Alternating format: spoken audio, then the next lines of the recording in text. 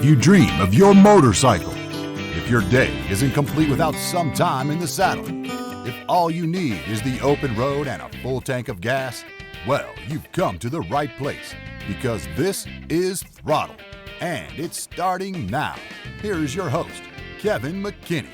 Hello and welcome back to Throttled, everybody. Thank you so much for tuning in. We're glad to be back with you this week. As you guys can see online, we've got four wonderful hosts today, and all a little punch drunk from something. I don't really know, but we're being very silly. I don't know why, but should be an interesting show, and maybe a little bit of a shorter show. I've got some things I've got to deal with, which means I got to shut all this stuff down at some point. But we'll get going. And first off, gentlemen, I'll let you decide who goes first because that's always fun. How was your week? Larry, age before beauty. Thanks, Tom. That hurts. And it fits, though, with my week because my back almost went out this week. Bummer. And so I've been, nursing my back. So I had planned to do a training ride with Brian H. And up to the day before the ride, I thought maybe I would be able to do it because I was feeling a little bit better each day. But on Thursday, my back was much worse, and so I had to cancel out on the ride. And then I've just been kind of taking it easy, lying down a lot, using anti-inflammatories and heat and stuff like that. And so that was my aged week. How about the rest of you guys? Tom? So mine was pretty good. Didn't get much riding in. Taught a class last weekend. That went really well. So rode to and from the range this week, couple days of commuting, and then wife and I had a little mini vacation down in Florida. So that was a car road trip down to the panhandle of Florida. So no riding through the weekend, unfortunately, but some fun and sun at the beach. How long does it take you to get to the panhandle? It's at this particular location. It was about 6 hours of window time. Yeah, there's just no great route. You take interstates down to around Columbus, Georgia, and then get on back roads. But her sister and my brother-in-law, my wife's sister and brother-in-law, just purchased a house down there, so we went to visit. It's great when relatives own a vacation home. Yep, that's terrific. And you can mooch off of them. Wonderful. Yeah. Yeah. And Chris, how about you? Well, let's hear about all the writing you've been doing. Hello. Yeah, it's been a while since I've seen you guys. I almost forgot what you look like. I have to say it's been really, really odd bunch of weeks. I have done almost nothing related to motorcycles. So I'm really looking forward to tonight's show. Maybe you guys can remind me what it's all about. Between like stuff with the house, we had this problem with the water heater and having to have that replaced and everything associated with that, and deconstructing walls and constructing walls and whatever. And then I was sick this past week. And actually on a positive note, we'll be landing, Larry, in your neck of the woods on Saturday. Oh, really? So this coming Saturday. Yep. Flying into SFO. So part of it's been preparing for the trip. We're gonna do the drive from San Francisco down to San Diego. So. Oh, that's good. You're going down Highway 1? Yep, that is the plan. PCH, yeah. Well, that should be. So that should be good. So it's been it's been some good stuff too. But I miss riding. I haven't ridden since New Year's Day. So I'm itching. I'm itching to get on the bike if I can remember how to ride. Well, just take it easy. You'll make it, I'm sure. Oh, for sure. Yeah, for sure. Like riding a bicycle, right? Something like that. Yeah, that's what they say. Hey, so I do have to say, so when I was in Florida for the first time, I got to test ride an electric bike. Oh, really? Nice. Yeah, never been on one before. Or motorcycle? Bicycle, yeah. Okay. So it was Larry, you'll know this. It was a level 2 or a stage 2 bike up to 20 miles an hour, pedal assist with a throttle, and it was fun. So my wife and I both said, all right, an electric bicycle is in our future. Oh, there you go. And very practical too, I might add. You put some bags on the back and you can take it shopping with you and Yep. carry stuff. So it was a blast. We both enjoyed it. well, motorcycle sales may be stagnating, but electric bike sales are zooming. So there you go. Actually, I was pleasantly surprised to see at the International Motorcycle Show back in December. There was actually quite a few electric bikes, on display. So I'm trying to think. I forget the manufacturers. Yamaha, maybe. Yamaha makes some. Yep. Giant, I guess, is big in electric There's such bikes a now. proliferation of manufacturers right now. It's hard to. I mean, for someone who's just getting into it and researching it, it's tough to figure out what's what and what's a quality brand and not a quality brand. And do you go with a traditional bicycle manufacturer who's now making electric, or as you say, Yamaha, a motorcycle manufacturer who's getting into electric, or a technology company that knows the software? Right. So just so you know, there's a website called EBR, Electric Bike Review, and he's reviewed just about all of the bikes that are out on the market, or a lot of them. So it's one source of pretty good information about, the characteristics of any particular bike. EBR.com? Yeah, EBR.com. No copyright infringement there. Eric Buell Racing. I never even thought of that. Yeah, it was. I mean, I don't think they're around anymore, but. Yeah, all right. If you put in but actually, EBR.com, come to think of it, and I guess we've talked about it, right? Is Eric Buell right? Doesn't he have the fuel?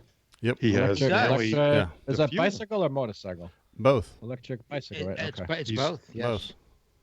Yeah. And actually, his spec electric bike, I read the review, is actually very nice and has some unique things that I haven't seen in other manufacturers.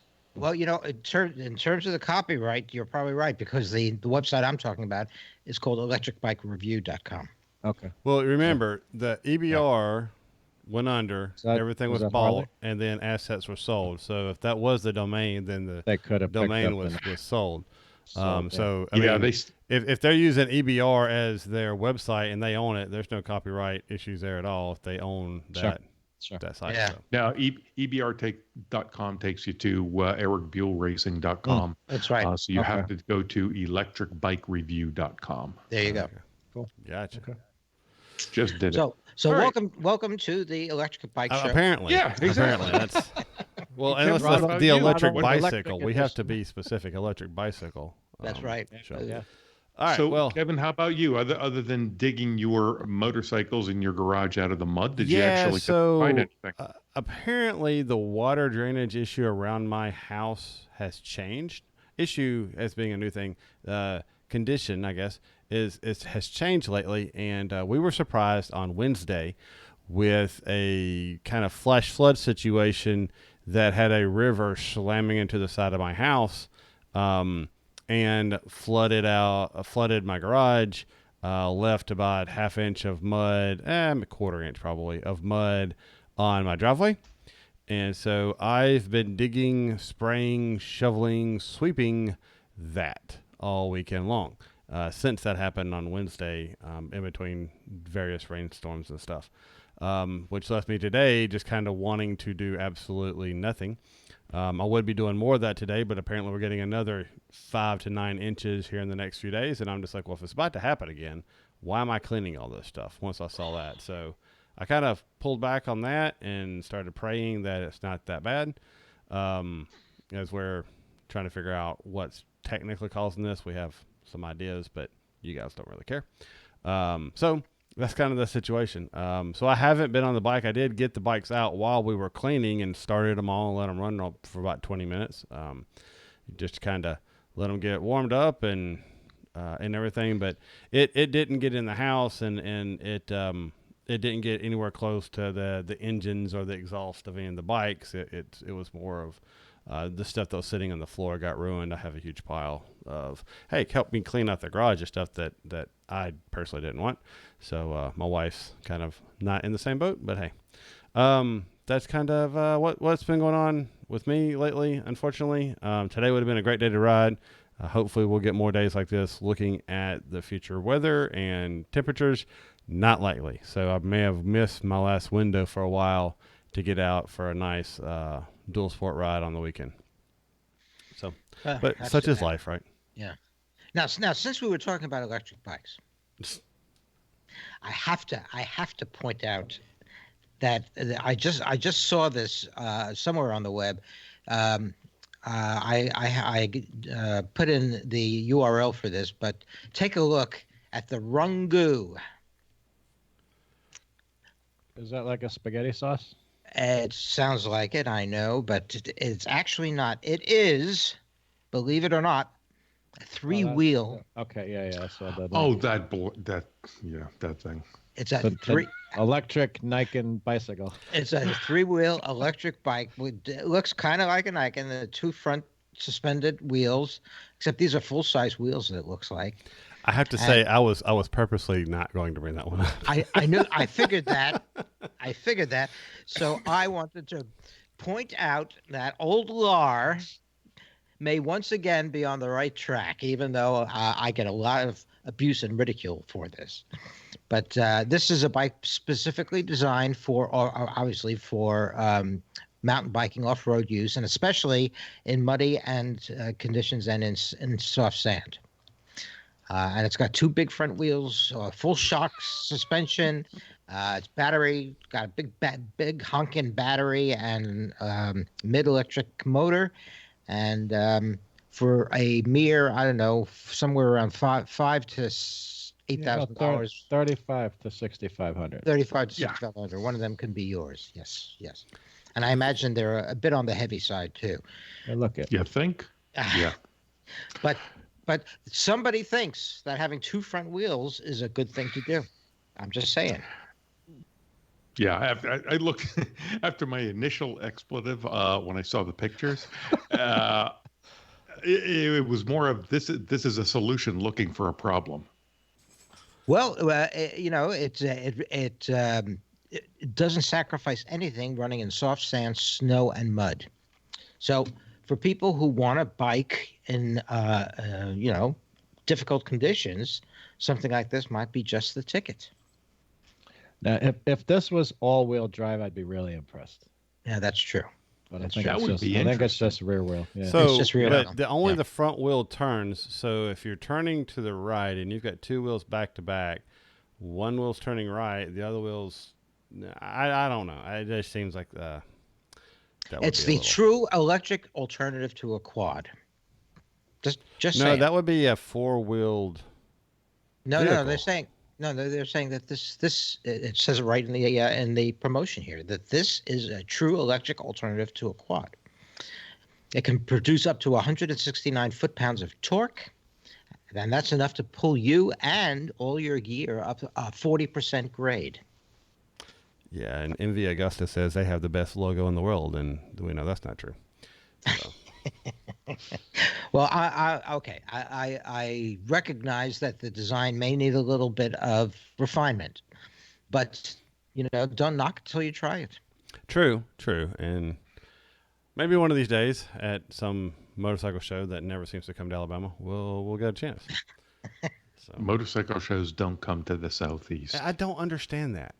We are not a market for them.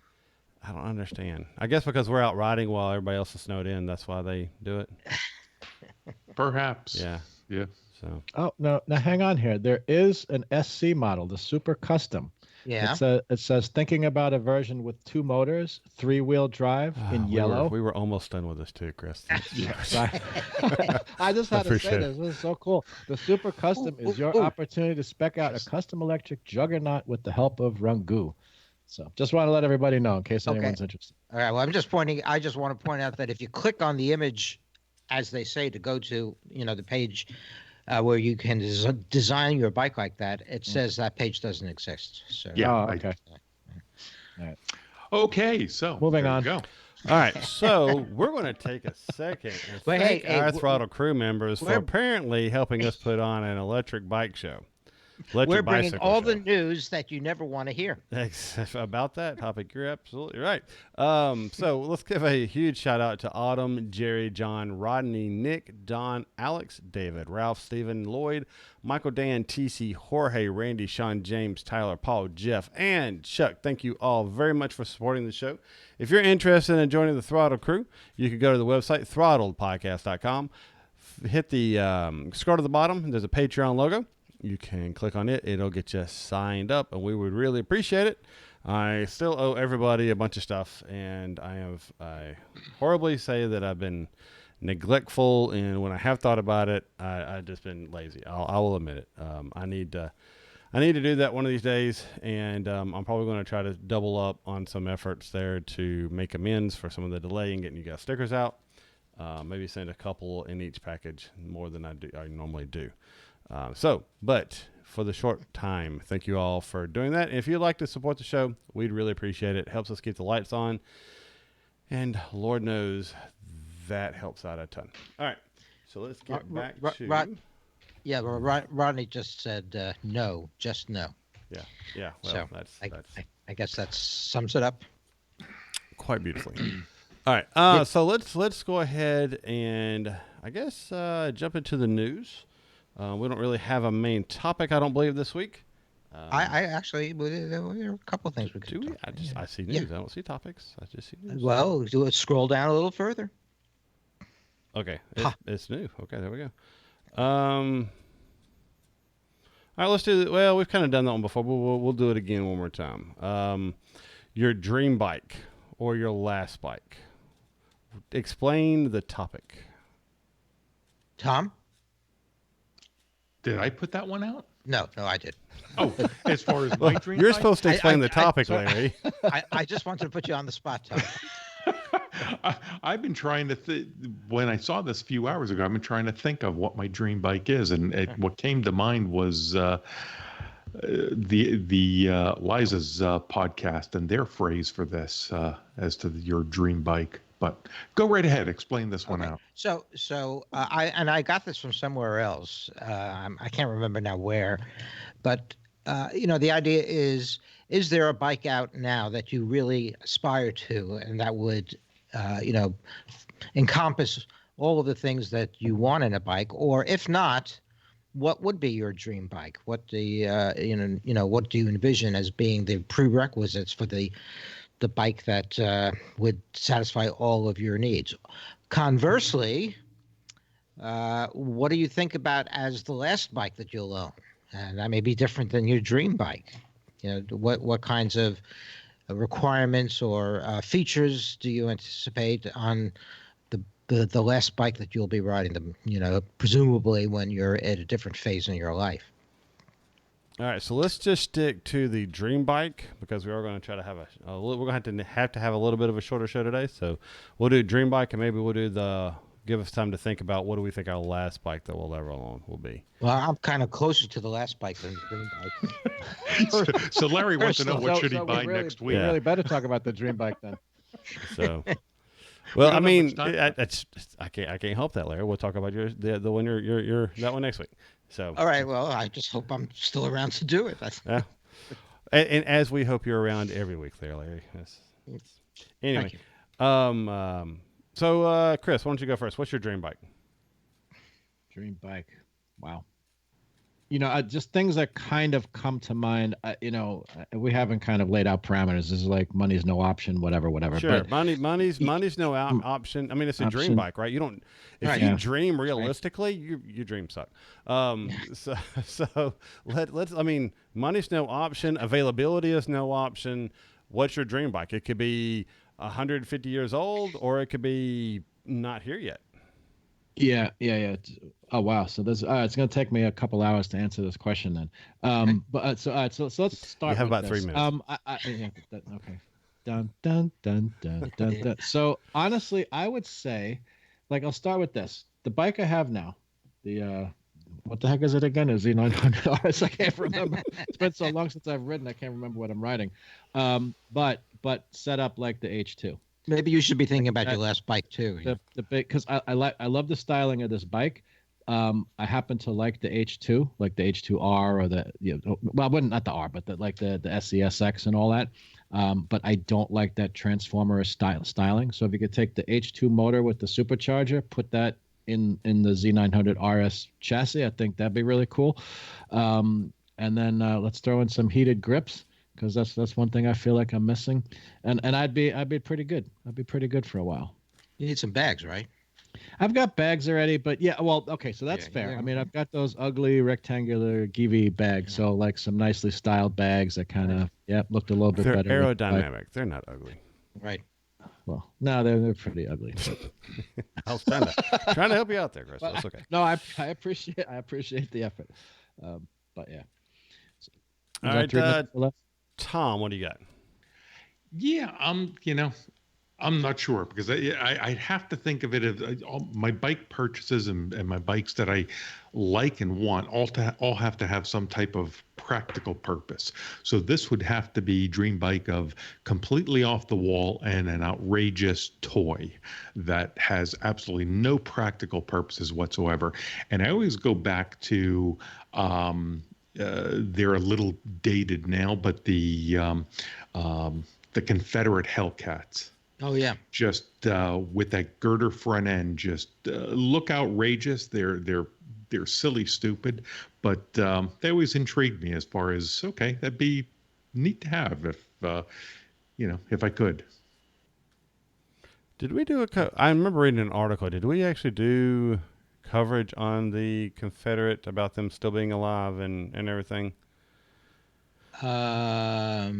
They changed over right to the Curtis. Well, no, here's what happened. So that happened, but then another private individual came in and pretty much bought, and Confederate's still alive, and so they're still making the bikes, and they're trying to make things that are more out there and rideable, not really rideable, but that will be ridden more.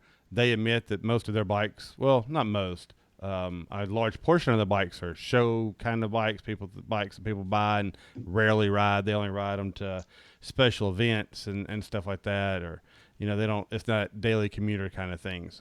While some people do, it's not a ton of them. So they're trying to get that changed over. They're still making the bikes that they were making at the time of that, but Curtis is kind of split off and into a different thing, and most of those people went there, while some of them stayed around and wanted to just do the Confederate thing. So I don't have all the details. I read an article about it, and I don't think we talked about it, but I'm hoping to this spring reach out and maybe get some interviews set up about what's different about this version of Confederate, or is there anything different? Since we did one previously, that was a very unique interview. So there you go, Tom. You might be able to actually purchase your dream bike. Yeah, no, not for the price that those things go for. Like I say, it's totally impractical and against form of the way I normally buy bikes. So that's why it would be, I guess, a dream bike. Okay, Kevin. Where I would say go ahead. Hold on, but you said coming bike. So the bike that I would really dream about isn't made yet. That would be an electric bike that gets 400 miles to the charge and can charge in less than 30 minutes. So there you go. Well, and can carry some cargo, has side bags or take a top case. All right. So you would want a bike that is more less sporty, more upright in terms of its seating and position, and that has wants luggage. An electric GS with those. I was just going to say an electric I know GS exactly that'll go 400 miles. Exactly. Yes. Those specs are a little too specific. All right. Well, okay, now we know. On, Kevin.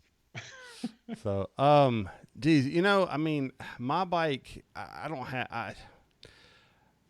I would like a bike that is really good at everything. One that I could take in the dirt and with tires that last more than a couple thousand miles, that it does great in all surface conditions. And I mean, I just want the perfect bike, and then that you could get out, ride in the wet and ride everything with perfect grip, and you're not losing tread everywhere. extremely comfortable to ride, to where if you're just sitting in a neutral position, your lower back and your shoulders and stuff like that aren't fatigued, and basically just any bike you could set up, right? And the bike and what that's built around, I don't know if it really exists. I can't say that I want a GS to do this, or because it just depends on the type of riding I want to do that day. But I mean, that's kind of a cop-out answer, but that's what I've got right now. What about you? It doesn't have to exist, because this is a dream bike. So. Well, and it doesn't exist, and it's not really the bike; it's everything you put on the bike and the chassis that is the details there. You could turn any bike into a dream bike if you were able to do that. As far as horsepower and torque and everything, I mean, I gotta admit, I can't use the horsepower and torque on the bikes that I have now to the fullest of their ability, so I don't know if there's really much more to do. Of course, like I said, I've only had 5 whole minutes to think about this, so I may have a amendment or two after I think on it for a week or so. But what about you, Larry? Well, my inclinations are as follows. First of all, in terms of just general characteristics, I'm sort of most interested in a sport touring type of configuration. So I want a bike that is maneuverable, that is comfortable, that has the luggage that's easily removable, so that you can, do weekend riding in the twisties, and the bike will handle well. Something that has up-to-date technology, and it doesn't have to be super fancy. Now, I was going to say that maybe it would be something like the Ducati Super Leggera V4. With I feel a segue coming on here. Just add on some bags, and now this is a bike that in its base configuration got about 230 horsepower and weighs 335 pounds dry. So this is a bike that I think that will probably move pretty well. However, the truth be known, I'm not that interested in a bike that powerful. In fact, I was talking to the guy who owns a pet supply store, and he's a guy who loves fast bikes, fast cars, and also fast bicycles. And he was telling me that he just sold his Ducati V4 Panigale because it was too fast. He said just blipping the throttle got him over 60. Yeah. And he just didn't feel comfortable on it. And so if he found that too fast, what would something like this be like? So, but I'm bringing it in because that's actually not what I aspire to. I don't need a bike that will do 0 to 60 in 2 seconds. What I'm more interested in is, as I said, a sport touring configuration, that up-to-date technology, something like the Versus that I have, with up-to-date technology, a shaft or belt drive instead of the chain, so I don't have to worry so much about lubricating that, and but otherwise, is as comfortable and as easy to ride as that bike. And so, imagine a kind of a future version of the Versus with a belt or shaft drive and up-to-date technology, and that would probably be my dream bike. Yeah, Rodney was saying the Modus MSTR is what you were describing there for a while, and I was kind of thinking the same thing. And then you went Yeah, I do like that. I was very interested in the Modus when they existed. And you know what? If you might have bought one, they may still be around. Yeah, well, you probably get a used one fairly cheap. They don't seem to be getting rid of them. I mean, I'm in one of the user groups for that, and you don't see the for sale. Yeah, you don't see the for sale much in there. Collector's items. Do what? They're collector's items, I guess. Yeah. But they don't have any. They have very little technology. No, it was an old school basic type of bike. Yeah. I mean, they were. Yeah, That's we'll what probably hurt them. Well, okay. Well, it's we can go down a rabbit hole. from. But I've talked. I To, love the bike. I've I talked love to rabbit other holes. engineers about some of that stuff, and it's expensive to add some of those extra stuff. I mean, if you don't have a ton of backing for that, it's expensive to develop a bike in the front end for that. So you end up using like other people's front ends and other people's stuff, and then you lose a lot of the geometry. And they broke it down. They're just like, yeah, it's not. And this isn't Modus I'm talking about, but just other people that are in the designing of things. And they're just like, yeah, I mean, you have to have some money to throw behind it, even though you could buy like the unit itself, but just getting it all worked in and to that particular bike and configured isn't as easy as it would be. And then you've got to get it integrated into your software that you're having to put on your nice flashy display. Again, it works 90% of the time, but then the 10% drives you crazy. That's what they were telling me. So. Yeah, well, I mean, what I always thought was that what they were known for was not so much the motorcycle, but the engine. The V4 mini V8 block, and I was curious that no one bought that technology and tried to recreate another motorcycle or make some other use of that. It seemed like that technology just kind of died away with the company. Well, and for some reason, I'm thinking, and Ronnie would be able to correct me here if I'm wrong. I think some avenue they're still making that motor for some things. I'm not 100% sure on that, but for some reason I have that. The motor may not be totally dead, but I don't know. I don't know how that stands. I don't know how that stands, and I can't remember if that was like some of the articles where they were closing down that may still be happening. It was so long ago. I haven't really given too much thought about it. So. Yeah, I think that. I think that they were counting on trying to sell the engine for other manufacturers for other purposes to stay afloat, and that did not pan out. Maybe that's what I'm thinking of then. Yeah, that's one of the reasons they went bankrupt. So Rodney says there are only about 200 bikes made. Those bikes made total. So. There weren't a lot. Yeah. And I mean, we know Mr. Jones, friend of the show. He bought like number 15 off the thing. And that's one thing he said before and talked to him. He was like, do I regret buying it? No. He's like, I regret buying the 15th one they ever made.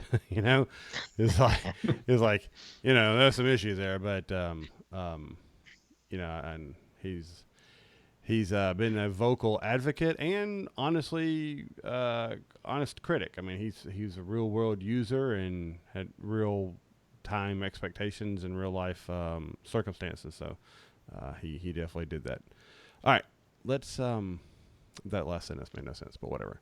Let's go ahead and get into the biggest thing that I think that we have to cover, and that is one of our main sources for news media that we consume, Motorcycle Consumer News, MC News,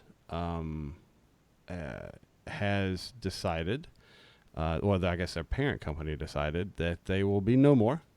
And this was an ad-free 50-year-old magazine that is being dissolved, according to parent company Lumina Media.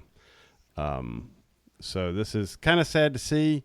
If you have a subscription to them, I think to get some kind of claim back, there's several places to see that. If you have product owed to you and they haven't done it, or maybe you paid advertising to them. Well, I guess they're ad free, so that wasn't a thing there. But you can submit a claim by March 9th, 2020, and if it's not, then you got to look. Yeah. Unless you're a vendor, you're not getting nothing. No, is that it? But yeah. There's been the publisher actually has been very active on their Facebook page, answering a lot of questions and just going back and forth with subscribers about this. So it's been an interesting saga over the past week since this was announced. Yeah, I find it. I mean, we hit them up regularly for stuff. I say most of our shows had something that was tied to them or was one of the options of the articles we could have thrown in there. Sometimes we did and sometimes we didn't. So hate to see it. I really do. Yeah, I mean, I've been a subscriber for over a dozen years, mostly on paper, and then the last, 4 years on their digital platform. I read it on my iPad. So, yeah, they gave us a link, so I've been able to download all of the issues that I was reading. So if anybody's listening to this, the publisher had stated on Facebook doesn't know when their website, well, the website's non-functional, but if you go to their Facebook page, there is a link to where you can access the digital copies. And if you log in, you can at least download them into a PDF for now, but they were unsure how long that was going to stay up and running. Yeah. So I quickly grabbed mine over the weekend. Yeah, they have an extensive library of bike reviews and bike specifications and all the measurements. Some stuff that you may not be able to get in most other places. So it's not clear what's going to happen to that library either. And everything that I've read on the Facebook page and and other sources, the number of forums have had this up, is that nobody saw this coming. It was like Friday, hey, we're closing doors, and our last issue went out, and that was it. Everybody go home. So for me, it raises a couple of questions or issues. Number one, it's another nail in the coffin of print magazines, print media, and we've seen that coming for a long time. Even Cycle Magazine, which may have been the biggest magazine, has now gone to a quarterly format, and nobody's expecting that they're going to continue for very long.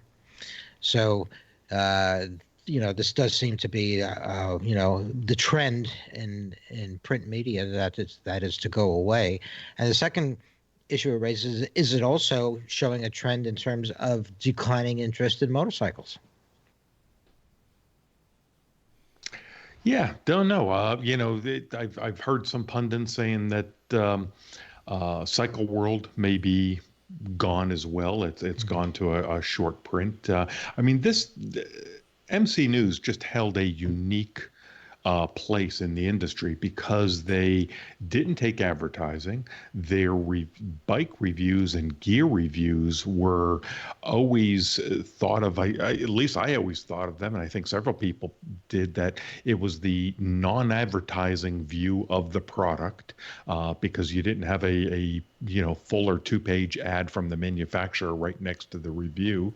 And they gave very detailed reviews on and comparisons on not only motorcycles, but on gear as well. Yeah, I mean, they were honest reviews, right? And that was one thing that we always liked about, using their content, that the reviews seemed genuine.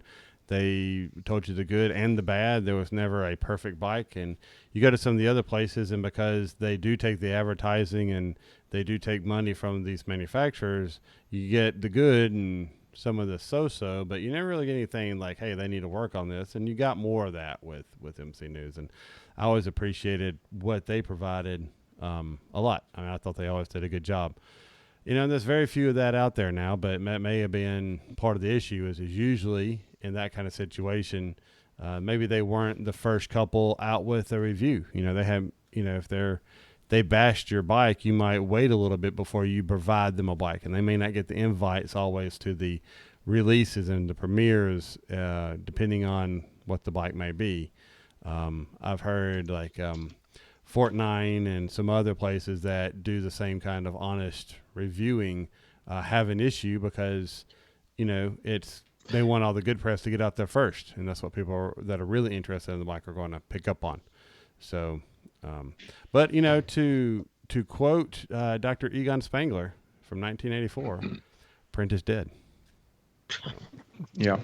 And so before we drop this, wanted to mention, so I found the website. So if anybody is a digital subscriber and hasn't gotten their copies because I think they don't know if the app's going to shut down anytime soon. So go to, it is Motorcycle Consumer News, all one word, -digitalmagazine.com. And there you can log in your normal login for MC News, and you can download the issues. You can go back, at least I was able to see back at least a few years, and download those to a PDF. Good. All right. Good to know. So let's move on to something else. Let's see here. How about the FTR rally from Indian? Because Yeah, how about it? me likey. All right, so we have the FTR 1200, the FTR 1200S, which I think Indian claims to be a success. The 2020 FTR rally makes it to America after taking a bow at EICMA in 2019.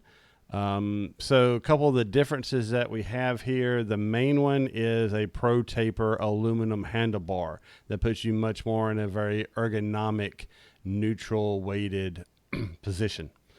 So I think that's pretty cool. What do you guys think about the bike overall? Then we'll get into the specifics. Let's do that first. Chris, what do you say? Yeah, this is your style of bike.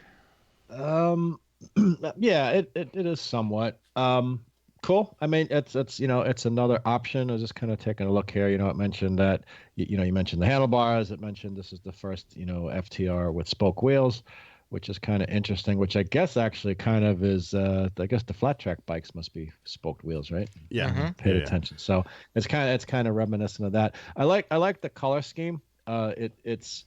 It's just different. I like all the other color schemes for the 1200 and the 1200S. Particularly, I'm a fan of like the whatever they call it, the original, like the flat track replica. The red, white, and the black kind of scheme. Mm-hmm. But this is, I don't know. It's nice. It's kind of I don't know how to even put it. It's like subtle. It's it's understated kind of thing. Kind of stealthy looking, I guess. So. It's good. I mean, I don't know. I guess it means, Indian is continuing to put attention in this segment, which I think is good. And I believe that the FTR 1200 and S has done pretty good, right? I mean, at least in terms of the numbers that Indian sells. I think so. It also has a fly screen, by the way, that Yes, it does. adds immeasurably to its appearance.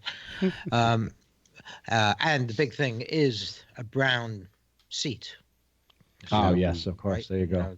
This is the millennials all love brown seats apparently. Now, technically, I'm not a millennial, and I have to admit I'm kind of a fan of some of the brown seats on certain bikes. Just look really nice. Yeah. This one though, I can't really. I mean, it's a brown leather, but I can't. From the shots, you can't get a ton of contrast because all the pictures to me don't do it justice. I think this would be a bike that looks better in person. Well, the whole bike is kind of brownish. Yeah, I mean it's kind of a dull paint job, which I think lends itself to more of a off-road dirt. Like it looks like it, even cleaned, it probably looks like it just came off of a dirt road, And I think that's what they're kind of going for. They're kind of a muted styling. Yeah, so it is very stylistic towards that, but this bike makes no pretense that it's going off road. If you look at the undercarriage, you're not taking this out on any trails. Well, unless you put some equipment on this thing. You could take this on a fire road. You could take this on a dirt road. Yeah, if you're going to take this anything that's rutted, you need a skid plate. And it would be a very long skid plate. Oh, but I was going to say, do a close up of what's sitting right behind that front wheel. I'd even be suspect going down a fire road with this without some protection. What's that on the lower side? I see the radiator up at the top. What is that hanging off the low end there? At first, I thought it was an oil cooler, and then it's like, okay, no, the radiator's right up above, but not sure. It looks plasticky, and it has fins, but my first thought was that it's not going to take a rock hit. Whatever, if a rock hits it, it's not going to like it, and hopefully that's not a real component of the bike that makes it run. There are some piping and tubes or whatever and attached to it. So I see this as, so there's a company that, and I mentioned this before, that like, they take a Harley and they make it more road worthy. I see this as a step in that direction. Yeah, is this a bike that I want to go, deep rutted stuff for the obvious reasons we just said? No, but I mean, you've got 19-inch spoked wires. You've got the Pirelli Scorpion Rally STRs on these. I mean, yeah, if it had 21 inches, you could sell it more, but it's not going to. The big thing that I think, the suspension is a non-adjustable 43 millimeter inverted cartridge fork with 5.9 inches travel on both ends, and that's, depending on how you ride, that may or may not be enough. Like I said, if it's a gravel road, if it's a dirt road, if it's going across the pasture, something like that with some mud and everything, this is fine. This is, desert riding, depending on if you could keep things out of the, whatever those coolers in from being caked up. This might work fine for you for some, dirt, that route. Now, if we're starting to talk about technical riding, single track, things like that, that's when I get a little bit more skeptical. But that's not, I don't think, what they're billing it as. This is this is a rally bike. This is those fire road situations. Well, I think it's a scrambler sort of design, and it's intended to compete with the Ducati Scrambler. They're Triumph, or Triumph, exactly. Yeah, they're all in the same right. And these are all these are all as they come from the showroom are not really heavy off-road bikes, but they're designed to give the impression that you could take them off-road somewhat, and some of them you can accessorize enough so that you can do more serious off-road riding. The thing about it that I think is interesting to me, in addition to what you guys have talked about, and it also goes with their new Scout Bobber Model 20, the Scout Bobber 20, I think it's called, is that Indian is really trying to branch out their non-cruiser line of bikes, and they're trying to get much more into the scrambler, sportier market, and enlarge it away from just their baggers. So like Harley, Indian, this is an acknowledgement that they really need to expand their line of bikes to have greater appeal for new generation of riders. Yeah, and somebody asked, and I'm trying to zoom in to see if it had a rear seat, and it has what I would consider more of a pad. There are what looks to be fold up rear foot pegs, I think, but that would be an awfully uncomfortable seating position for a long ride. To me, that's just more for, I don't know, short little, hey, let's ride down the road, drop you off someplace, or run to the store, come back real quick on a camping trip or something like that. I don't see that as, hey, we're going to go out for a ride, because that's an insane knee bend for that passenger. This is a, it's nice. I mean, it's great Indians doing this, but like I said, there's no pretense that this is an off-road bike. Scroll down and look at all the pictures. This is an urban machine. It's appeal to, it'll appeal to the millennials, but it's very stylistic. I would expect goes well with jeans and a brown leather jacket. Yeah, I would expect this to hopefully lead to the next step, which would be smaller engine, more roadworthy scrambler, esque. I would. They're going the right direction. I just think they're taking too many small steps. FTR, honestly, to be quite fair, this is what the first FTR should have been, in my opinion. Mhm. But this is what more what I was. I'll say this. This is more what I was expecting the first FTR to be. Well, I think that they were trying to branch off from their dirt track success and make the first bikes kind of resemble their racing bike. But This is functionality wise, doesn't this one resemble it more? I mean, yeah, you don't have the forward slanted seating position as much, but granted, the other one was what, a 750. The race bike's actually a 750. Yes, 750. Taking that out versus taking this out, I would feel more comfortable taking this out versus the 1200 and trying that kind of stuff. That's just me. I mean, and I'm nobody, so we can establish that up front.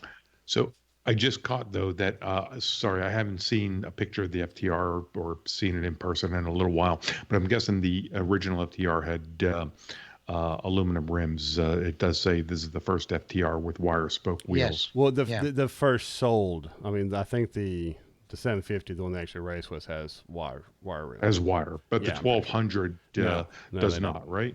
Okay. No. Which, I'd be interested to see. I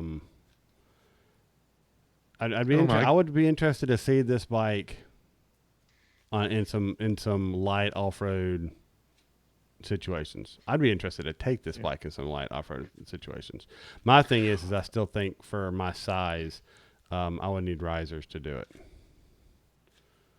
Yeah, I've got an Indian dealership just a few miles down the road. I've got to track them and see when they're doing their next demo day and go ride a couple of these things. I do too. The only problem is if I go into mine, I get called every 6 weeks for ages for them. Hey, you want to go buy that bike? No, I don't, dude. I was just coming in looking. I wasn't interested. I actually told you to leave me alone. But they recognized me and they're like, hey, put Kevin back on the call list. The price to pay for you're famous. Wow. Yeah. No, it's not I'm famous. It's just that I've talked to several of them a bunch and they know me, and if I ever go in there, I literally start getting phone calls from like 4 or 5 salesmen. And, it's just kind of a crazy thing. Anyway. And the local guys know who I'm talking about, and they it's a joke around here sometimes. Anyway, so let's move on. So overall, thumbs up, thumbs down. Even for me. Even, Chris? Yeah, it's fine. Yeah. Good. I mean, thumbs I think up. it's I'm not going to buy one, but thumbs up. It's going to compete with Ducati, the Triumph, and things like that. I think it's pretty cool. I'll give it a thumbs up. What about you, Larry? Yeah, I'd give it a moderate thumbs up. I mean, it is a better seating position and probably a bike that's better suited to really riding around, urban transportation and weekend rides. So, I do like the brown seat. All right. So while we're talking about Indian, we've got the same thing about the Bobber 20. Anybody want to take a shot at talking about that one? Yeah, well, my thought about it was similar to the FTR. It's just that Indian is trying to come out with new models that are, branching off away from their bagger, and so this is they already have a Scout Bobber, but this one has a small 8 bars on a 10-inch, I think. And so the seating position is much more upright than it is on their other bobber. And this also has the smaller engine. The regular bobber has the regular Scout engine. So presumably this will also be a 5-speed instead of a 6-speed and that kind of stuff. But 6-speed, it says. Oh, yeah. It is a 6-speed. 6-speed, yeah. And this is 1200. Oh, it is a 1200? Yeah. Yep. Or 1133, but they call it a 1200. Yeah. So maybe it's the other bobber that's the that has the smaller engine and the 5-speed. At any rate, I'm just interested that Indian is trying to branch out this way, and as you said, Kevin, hopefully in the future they'll come out with small displacement bikes to appeal to that market. But this is, I think, moving in that direction. Yep. Good. Yeah, I do like this one, and from what I've read, it seems that the slight changes that they've made to make it resemble more the bike that it is, kind of its namesake with the bars and everything, and the more comfortable riding position, are positive improvements. Mm-hmm. So. Yeah, down hanging mirrors are not, but I think those are an option. I think you can get the regular mirrors standard. Is this the one they said didn't have the default exhaust on it? Yes. Yeah, this has the optional exhaust, which they liked, and as a mere $1,300 extra. Man. Yeah. Wow. Wowzer. All right. So we're going to do one more story, and just because, to continue on our silly mood, from Revzilla, we have a question. Are big numbers on motorcycles the next trend?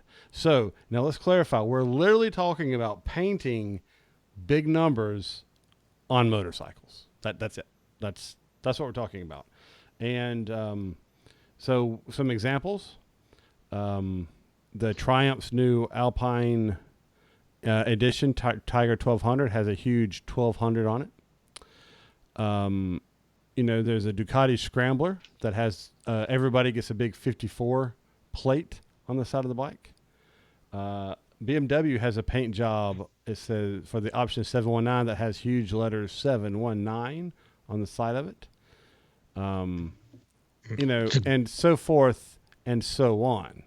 Now, when I see these bikes, if you would not have written this article, I would have said, oh, so that thing that was popular 5 years ago of custom bike manufacturers riding large numbers that were just cool numbers that were important to them, area codes, their racing number, whatever, that kind of became a thing. And to me, this is just manufacturers duplicating that and then duplicating that, but then also, we're going to have that number look to it, but it's going to be our number, like the CC number or the model number or whatever, right?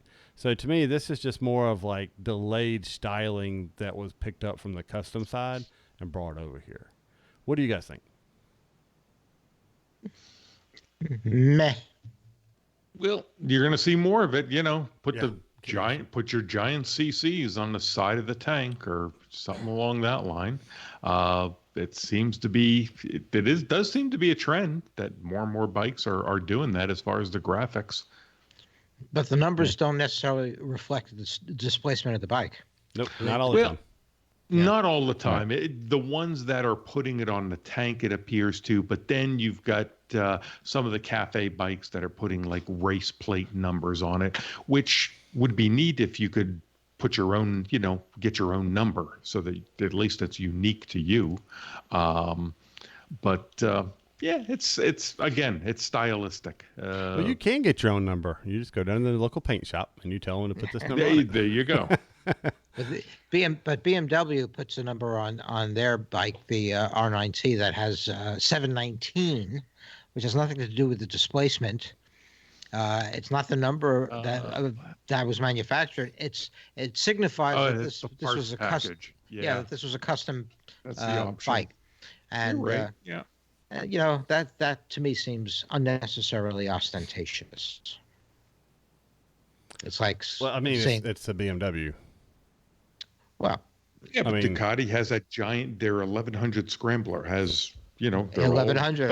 1100. The whole side of the gas tank says 1100. So it's a way that you can let everybody know what you are riding.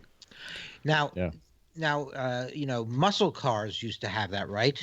You would have on the hood, usually in small letters, the displacement. Yeah. And so I don't know if this is picking up on that or not, but that was kind of small and tasteful. And, because you could get a variety of different engines in some of those cars, it made sense to show which engine was actually in the car. But I don't know. This All to right. me. So here's a doesn't- question. does- yeah. Here's a question. Sorry Yeah. to interrupt you, but let's go back to our dream bike conversation. You can find your dream bike. The only caveat is it's got big gaudy numbers on it. Do you take it or not?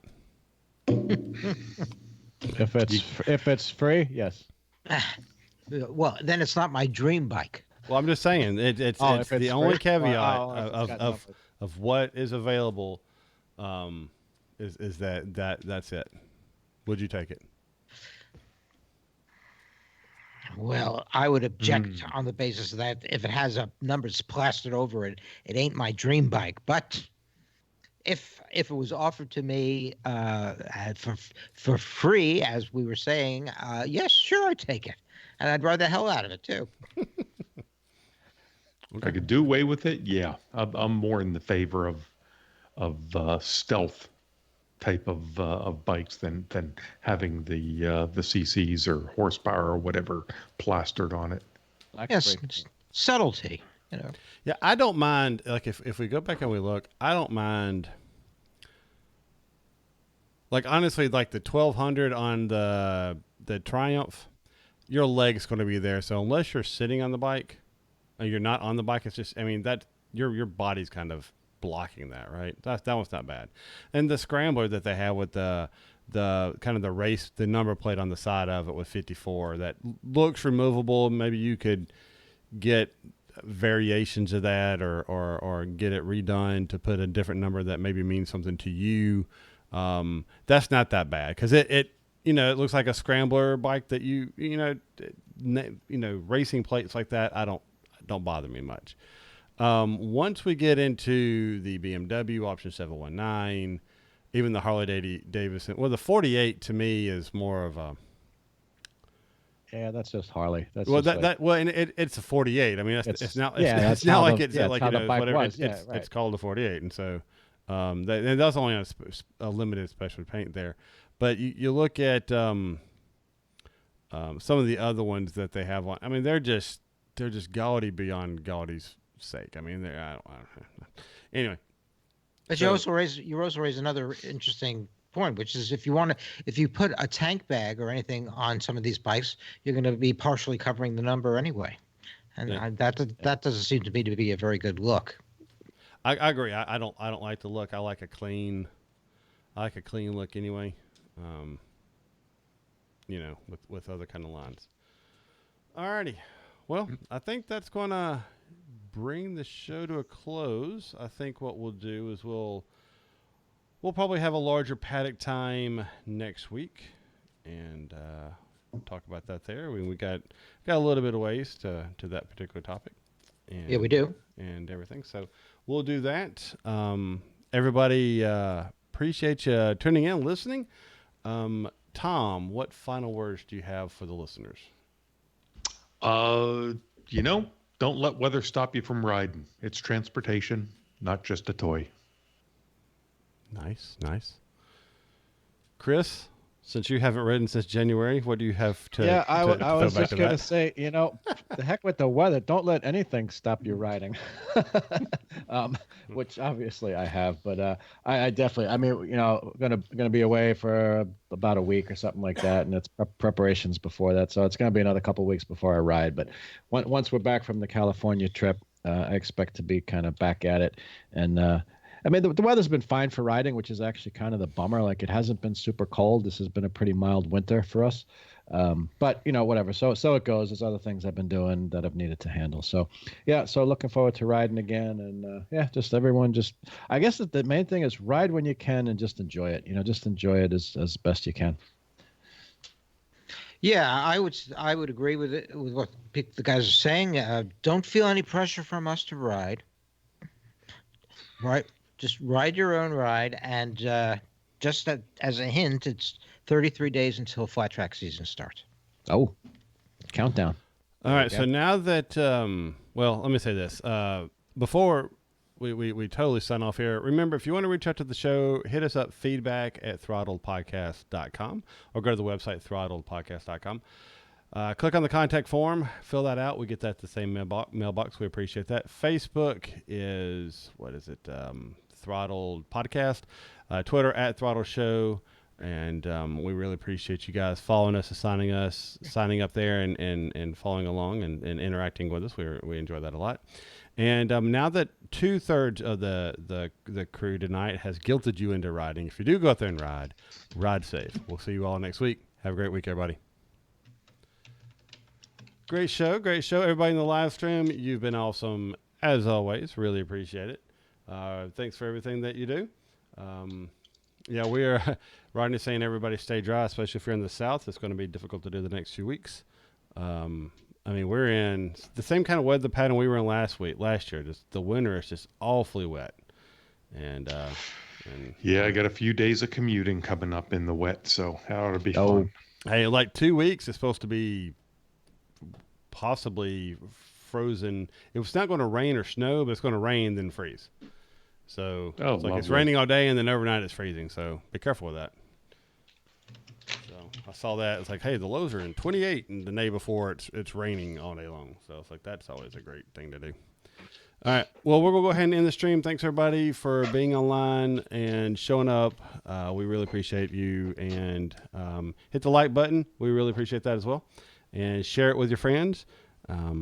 Every view, every like, every subscriber helps. So thanks so much for that, guys. We really appreciate it. We're heading out. Have a good one. Ride safe.